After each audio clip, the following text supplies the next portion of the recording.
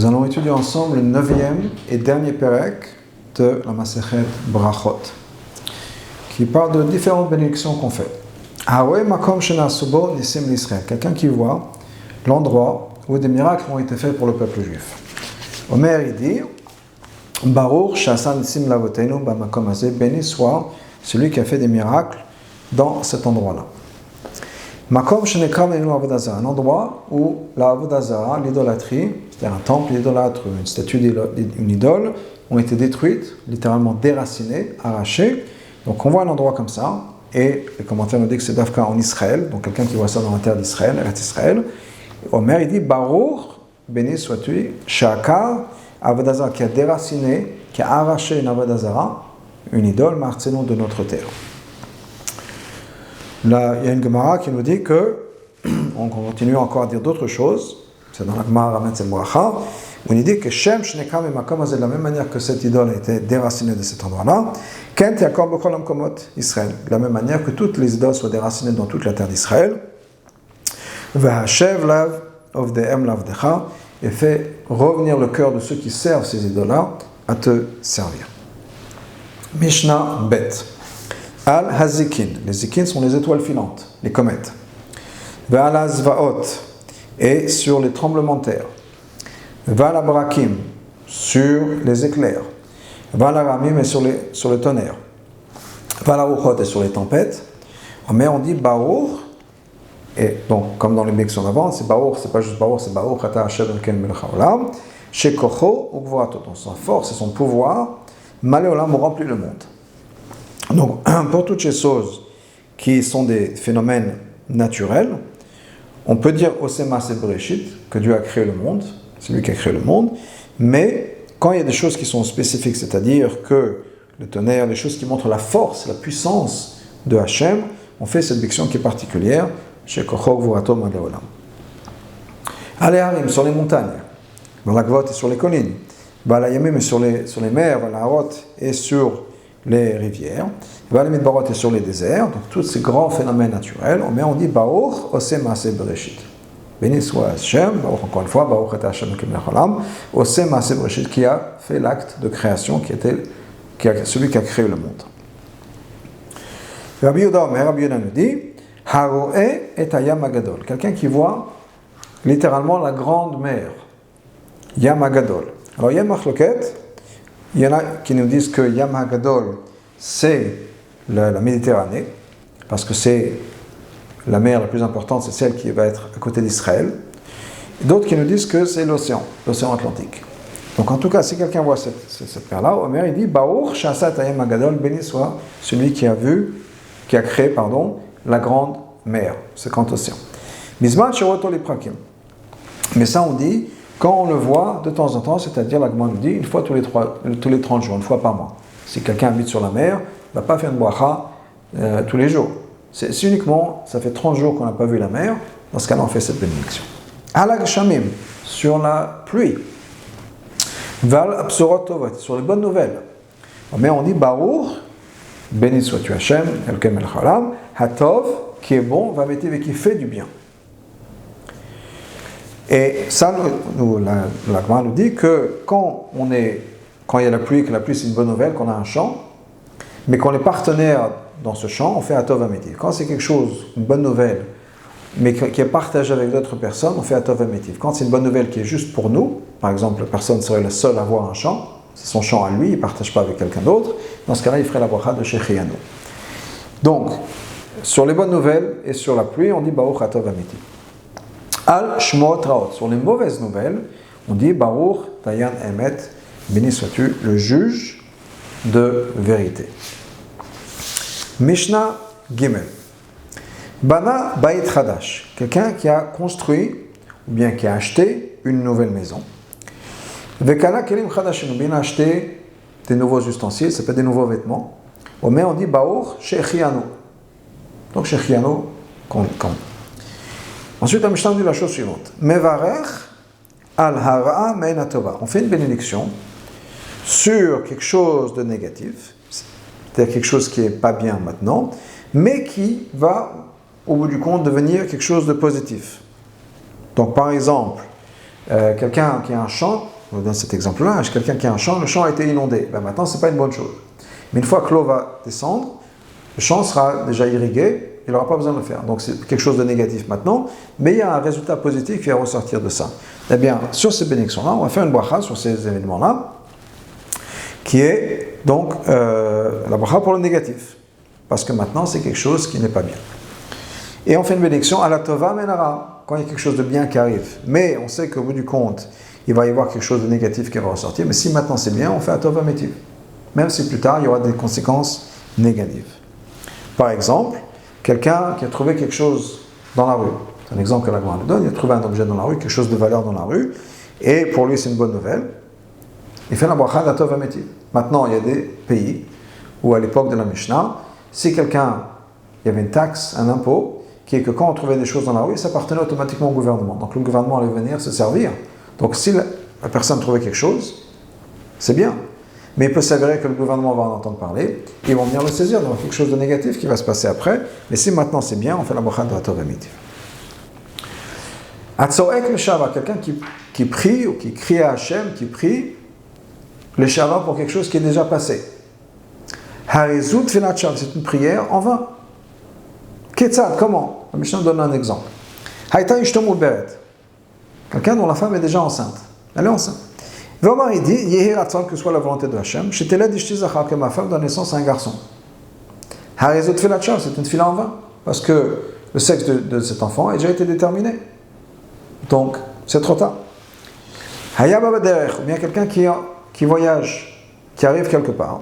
Veshama kol tzvacha va'ir, il entend crier, des hurlements dans la ville. Et Vamar, il dit, Vehi ratzon, que ce soit la volonté d'Hachem, Shelo yehulu bnei beti, que ce qui se passe ne soit pas chez ma famille. C'est trop tard. S'il entend déjà des hurlements, des cris d'horreur, c'est qu'il y a déjà quelque chose qui s'est passé. Donc c'est fait. Harizut filat shav, donc c'est une prière en vain. Mishnah Dalet. Anichnas lakra, quelqu'un qui rentre dans un krar. Krar, c'est une grande ville qui était entourée de murailles. Et il y avait beaucoup de choses négatives qui se passaient là-bas. Il y avait, pendant longtemps, jusqu'à récemment, plus de maladies dans les villes parce que les gens étaient entassés, ils vivaient les uns sur les autres, etc. Alors que quand on restait à la campagne, il y avait beaucoup plus d'air, d'espace, les conditions sanitaires étaient beaucoup plus agréables et plus sanitaires. Et aussi, il y avait des brigands dans les villes. Donc, quelqu'un qui rentre dans cette grande ville-là, Mitpalel Shtam, il doit faire 2 prières. Achad beknesato, une prière quand il rentre dans la ville, Achad beitziato, une prière quand il sort de la ville. Donc, il faisait une bracha que, on nous explique, Yeratzam milfanecha, que soit la volonté d'Hachem, que tu puisses me permettre de rentrer dans cette ville en paix, que rien n'arrive. À la fin, quand il va sortir, on nous dit que, c'est ce que le Rambam nous dit, Moderni lefanecha, je te remercie Hachem. Et le Kai, mon Dieu, qui m'a fait sortir de cette ville en paix. Donc on prie que tout se passe bien et on me remercie Hachem à la fin que tout s'est bien passé. On retourne dans la Mishnah. Ben Azai nous dit, Arba, il faut faire en fait 4 prières. Shtaim beknisato, 2 quand on rentre, Shtaim betziato et 2 quand on sort de la ville. Donc, qu'est-ce qu'il doit faire? Quand il rentre, il dit donc la même tfila, Yeratzon, que je puisse rentrer dans cette ville en paix. Une fois qu'il est rentré, avant de sortir, une fois qu'il est rentré, il dit Moderni, je te remercie Hachem que tu m'as fait rentrer en paix, que tout s'est bien passé pour l'instant. Et à la sortie, quand il est prêt à sortir, donc il nous dit Yeratzon, que ce soit la volonté d'Hachem que je puisse sortir de cette ville en paix. Et une fois qu'il est sorti, il dit merci Hachem, tu m'as fait sortir de cette ville en paix. Donc, Shtam Beknisato, Shtam Betziato, donc d'après Ben Azai, c'est 2 à l'entrée, 2 à la sortie. Donc, on remercie Hachem pour ce qui s'est passé. Et on prie, on demande pour le futur. À l'opposé de ce qu'on a vu dans la Mishnah Gimel, où quelqu'un demande, prie pour quelque chose qui s'est déjà passé, on a vu que ça ne sert à rien, on remercie Hachem pour le passé. Et on demande à Hachem pour le futur. Mishnah He. Chayav Adam levarech alara. Une personne est obligée de bénir sur le mal. Keshem shuvarech natova. De la même manière qu'on fait une bracha, qu'on remercie Hachem pour le bien. Donc on remercie Hachem, on fait une bracha Hachem pour le mal comme pour le bien. Shenemar, comme c'est marqué, Ve'afta et Hashem Elokecha, tu vas aimer Hashem, Bechol levavcha, de tout ton cœur, Bechol nafshecha, de toute ton âme, Bechol modecha, de tout ce que tu as. On va expliquer, la Mishnah va nous expliquer comment traduire le mot de Bechol modecha. Bechol modecha, on pourrait dire avec ton maximum. Mais on va voir comment la Mishnah nous explique. Donc c'est le pasuk. De ce pasuk-là, on voit que il faut remercier Hashem pour tout. Positif et négatif. Bien ou mal, on remercie Hashem pour tout. Je voudrais mentionner l'histoire de Rabbi Zouché de Anipoli, qui nous dit que, et c'est quelque chose qui est mentionné d'ailleurs dans le Rishonim aussi, que, en fait, ce qu'on a l'impression que c'est quelque chose de négatif, c'est du positif. Ou bien dans les mots de Rabbi Zouché d'Anipoli, qui disait, c'est quelqu'un qui a souffert beaucoup dans sa vie, et quand on lui a posé la question, comment est-ce qu'on peut remercier Hashem pour le négatif comme pour le positif, c'est pas la même chose. Il a dit, écoutez, je sais pas, moi j'ai jamais rien de mal qui m'est arrivé dans la vie, alors que c'est quelqu'un qui a eu problème après problème. Mais une fois qu'il a répondu comme ça, la personne a compris. Voilà comment il faut vivre, où tout ce qui nous arrive, ça vient d'Hachem, donc tout ce qui nous arrive, c'est positif. Donc, il n'y a rien de mal, donc on remercie Hachem pour tout ça. Donc revenons au pasuk, revenons à la Mishnah. On a dit qu'il va aftat Hachem elokecha, bechol levavcha, bechol nafshecha, bechol modecha. Alors, comment on traduit ça? Bechol levavcha. Il faut servir Hachem de tout son cœur, mishne yetzarecha, avec ses deux yetzer. Yetzer tov et yetzer hara. On voit ça du pasuk parce que c'est marqué, au lieu d'être marqué bechol libcha, avec de tout ton cœur, avec un seul bête, c'est marqué bechol levavcha, de tout ton cœur avec deux bêtes. Donc les deux bêtes, c'est une allusion aux deux yetzer hara. Bien dans les terminologies chassidiques, nefesh elokit et nefesh abahamit. C'est-à-dire que l'idée, le but, c'est que même notre âme animale, ou ce que la Mishnah parle comme étant le yetzer hara, soit mis au service d'Hachem. Parce que si Hachem nous a donné un yetzer hara, si Hachem nous a donné cette âme animale, avec nos tendances égocentriques, c'est pour les mettre au service d'Hachem. Donc on a besoin de le faire. Donc il faut servir Hachem avec nos deux penchants. Ensuite, il faut servir Hachem, nous dit le pasuk, bechol nafshecha, de toute ton âme. Ça veut dire quoi? Afilu onoten et nafshecha, même s'il prend ton âme, ta vie. Donc il faut être prêt à donner sa vie pour Hachem. Ensuite, bechol meodecha, avec de tout son maximum. Alors comment la Mishnah nous explique ça? Bechol mamotcha, avec tout ton argent. Ça veut dire que si Hachem nous enlève l'argent, ou bien il faut être prêt à donner de l'argent pour la tzedaka, quoi qu'il arrive, on doit servir Hachem avec tout son argent. D'après une autre explication, bechol meodecha. Ça veut dire quoi? Bechol mida ou mida shomoded lecha. Chaque chose qu'Hachem te mesure, Hachem te donne. Tout ce qu'Hachem nous donne. Il faut le remercier beaucoup, beaucoup. Donc, de là on voit que quoi? Qu'il faut remercier Hachem sur tout ce qui nous arrive. Bechol mida ou mida. Il faut remercier Hachem. Et comme je disais donc de Rabbi Zouché, Rabbi Yonah nous dit, parce qu'on ne sait jamais ce qui est bien et ce qui n'est pas bien. Tout vient de Hachem. Et kol David Rachamana l'Etavavi, tout ce que Hachem fait, c'est pour le bien. Donc même s'il y a des choses qui nous apparaissent comme étant pas bien, étant donné que ça vient d'Hachem, on est sûr que c'est bien. Peut-être qu'on ne sait pas comment, peut-être qu'on ne voit pas, peut-être qu'un jour on verra, peut-être qu'un jour on ne verra pas. Mais c'est sûr que tout ce qui nous arrive est pour le bien. Et comme le Rabbi disait, en reprenant le pasuk du Navi, Shayahu, Otra Hachem kanaftabi, on va te remercier Hachem pour toute la souffrance qu'on a eue. Donc un jour viendra l'époque de Mashiach, si ce n'est avant, mais en tout cas à l'époque de Mashiach, on pourra voir toutes nos souffrances et toute la souffrance du peuple juif à travers l'histoire du monde et comprendre le positif qu'il y avait dedans et remercier Hachem. En tout cas, l'idée c'est que, donc quoi qu'il arrive, il faut remercier Hachem. Merci Hachem. Ça nous arrivé, merci Hachem. Ensuite, et on va finir avec ça, qui est relié à cette idée de Hachem, d'aimer Hachem. Et là, c'est pour nous montrer à quel degré il faut avoir la crainte d'Hachem, et non seulement la crainte d'Hachem, mais la crainte du Beth Amikdash, qui est la maison d'Hachem. Même si maintenant le Beth Amikdash n'existe plus, ce n'est pas le bâtiment qu'il faut respecter. C'est Hachem, la personne qui habitait dedans, si on peut dire l'entité qui habite dedans, Hachem. Et donc, on a certaines halachot qui sont liées au Beth Amikdash et à l'endroit du Beth Amikdash. Alors, la Mishnah dit la chose suivante. Lo yakel adam et rosho keneged shar hamizrach.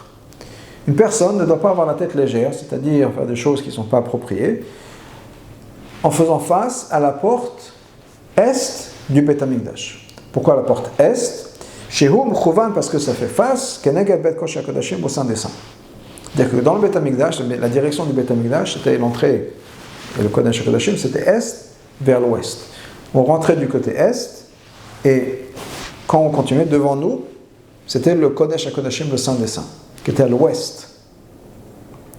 Donc, quand on est à la porte Sha'ar HaMizrach, la porte est du Beth Amikdash, on a devant nous, on fait face, effectivement, à la fin du bâtiment, à la fin de toute cette structure, on fait face au Saint des Saints.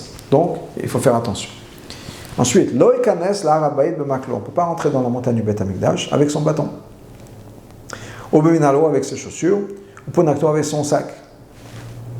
Et avak shalraglav, ou bien avec la poussière sur les pieds. Donc, il fallait se laver les pieds avant de monter sur le Beth Amikdash. On ne pouvait pas monter avec des chaussures, comme un endroit saint, comme Hachem a dit à Moshe quand il était devant le buisson ardent. Enlève tes chaussures, c'est un endroit saint, et donc on ne rentre pas avec des chaussures. Ensuite, Lo yaseno kepadria, on ne peut pas se servir du Beth Amikdash comme un raccourci. Donc si quelqu'un, par exemple, devait passer du côté est du mont du Temple, et il voulait arriver de l'autre côté, au lieu de faire le tour de toute la montagne, il se dit, bon, je vais passer par le Beth Amikdash, je vais faire un raccourci par le Beth Amikdash. On n'a pas le droit de faire ça. Rekika, le kalvachomer, plus forcément, on n'a pas le droit de cracher dans le Harabayit, dans le monde du Beth Amikdash. Kol chotme brachot shabeminash. Donc on parle déjà du Beth Amikdash et du respect qu'on avait dans le Beth Amikdash, et on va continuer et conclure avec des choses liées au Beth Amikdash. Donc, kol chotme brachot shabeminash. Toutes les conclusions de brachot qu'on avait dans le Beth Amikdash. Donc à chaque fois qu'il y avait une bracha dans le Beth Amikdash, qu'est-ce qu'on faisait? Hayomrim, on disait min haolam, du monde. C'est-à-dire, on faisait une bracha de la manière suivante. On disait Baruch ata Hashem, donc béni sois-tu Hashem, Elokei Israël, Dieu du monde, min haolam, min du monde, Magen Avraham, protecteur d'Avraham par exemple. Donc on fait la bracha de Magen Avraham, la première bracha, donc on disait Baruch ata Hashem Elokei Israël, min haolam, Magen Avraham. Donc Baruch ata Hashem, min haolam, on rajoutait le mot min haolam, du monde, Magen Avraham, etc. À partir du moment où les minin sont venus, les minin, ce sont des gens qui ne croyaient pas en Hachem, ce qu'on appelle l'apikorsim, des gens qui ne croyaient pas en Hachem et qui ne croyaient pas dans le Olam Haba. Donc, qu'est-ce qu'on a fait? On a dit, Amrou, eux ils disaient quoi, les minin? Il n'y a qu'un seul monde, il n'y a pas de Olam Haba. Olam Haba, ça n'existe pas. Et Tkino, donc on a changé dans Beth Amikdash et ils ont institué chez Yu Omrim qu'on dise Mina Olam Vada Olam, du monde au monde, c'est-à-dire qu'il y a deux mondes. Donc, à part ça, on a changé. Donc, depuis le minimum, on dit donc on dit maintenant Baruch Hashem, Israël, Mina Olam Vada Olam, Magen Avraham, etc. Et toutes les brachot. Ensuite, on dit la chose suivante. Hitkinu, on a aussi fait une takana. Sheyadam shal shalom chavero b'shem. Que quand une personne voit son ami, qu'on lui dit bonjour, shalom aleichem, on se sert du nom de Shem. Généralement, comme c'est marqué dans le pasuk, vehine Boaz ma mi Bethléem. Donc un pasuk dans la Megillah de Ruth, on dit Boaz vient de Bethléem. Vayomer la kotzem, il a dit aux gens qui faisaient la moisson, Hashem imachem, en se servant au nom de Dieu, mais il disait le nom d'Hashem. Que Dieu soit avec vous. Ils lui ont répondu, Yivarecha Hashem, que Hashem te bénisse. Et donc, sur ce passage, ils se sont reposés, les Chachamim, en disant que quand on dit Shalom Aleichem à quelqu'un, on se sert du nom de Hashem. Donc une autre takana. Et il n'y a pas de problème de dire le nom de Dieu, c'est pas en vain. La preuve, c'est que Boaz, pour dire bonjour aux gens, Shalom Aleichem, s'est servi du nom de Dieu, donc il n'y a pas de problème. Mais on dit Hashem imcha gibor achayim. Un autre passage qui nous dit, dans Shoftim, Hashem imcha, Hashem est avec toi, gibor achayim, la personne qui est forte. Et un autre passage dans Mishlei, Al tavos kizaknecha imach. Ne sois pas négligent ou ne te moques pas, kizakna imecha, parce que ta mère est ancienne. C'est-à-dire, on ne dit pas, ah oui, ça c'était à l'époque, c'était il y a longtemps, c'était pour les personnes âgées. Non. Même de nos jours, même si on apprend ça de Boaz, qui était il y a longtemps, des générations avant David HaMelech, avant le premier Beth Amikdash, non, on apprend tout ça, il faut avoir le respect, et on peut apprendre de eux comment dire bonjour aux gens, et qu'on se sert du nom d'Hachem, on dit Hashem Imachem. L'Omer, ne passe dans Tehillim qui nous dit la chose suivante. Aide la sot l'Hachem, c'est le moment où il faut faire pour agir pour Hachem, et faire au Toratecha, on peut aller contraire à la Torah. Alors, c'est un passage qui nous dit quoi? Que il y a des moments dans la où on peut faire quelque chose qui est interdit. Un des exemples qu'on nous ramène, c'est Eliyahu Bara Carmel. Eliyahu, sur le mont Carmel, a mis en place une compétition entre les prophètes de Baal, qui était une avodah zara, et lui-même, qui est un prophète d'Hachem. Parce qu'à l'époque, les gens servaient le Baal aussi. Ils disaient que ouais, cet idole-là, Baal, a un certain pouvoir. Et il a dit, il n'y a pas de problème, voilà ce qu'on va faire. Enfin, on va faire un concours, on va mettre du bois et un sacrifice. On va prier chacun à son Dieu, et on va voir quel est le Dieu qui va répondre et qui va allumer, si on peut dire, ce feu, sans aucune intervention humaine. Alors bien sûr, les prophètes du Baal ont fait ce qu'ils ont fait, il n'y a rien qui s'est passé. Ensuite, Eliaou, dans l'après-midi, Eliaou, lui, a prié Hachem, et bien sûr, le feu a pris dans cette misbéach. Mais pourquoi est-ce qu'il avait le droit d'amener un sacrifice à l'extérieur du Mishkan? Ben, s'il fallait quelque chose, il fallait intervenir, c'est un moment particulier, un moment spécial, et on a fait le contraire de ce qu'Hachem nous demande. Tant que c'est juste quelque chose de ponctuel, c'est pas que les Chachamim transforment la halakha. Ils ont dit non, la halakha c'est que c'est interdit. Mais aujourd'hui, on a besoin de faire quelque chose qui normalement n'est pas permis. Ça, on a le droit. Rabbi Nathan nous dit un autre enseignement. On voit que la Torah a été transgressée, et la sorte de Hachem, c'est un moment où il faut agir pour Hachem. Quand on voit un manque de respect pour la Torah, dans ce cas-là, il faut agir, il faut, on peut dire, être ferme dans notre relation avec Hachem. Et avec ça, on finit Brachot Perek Tet, et Brachot, Slik, Masechet Brachot, et on finit donc la Mishnah de Brachot. Bezrat Hachem, le prochain jour, ce sera sur la Masechet Peah.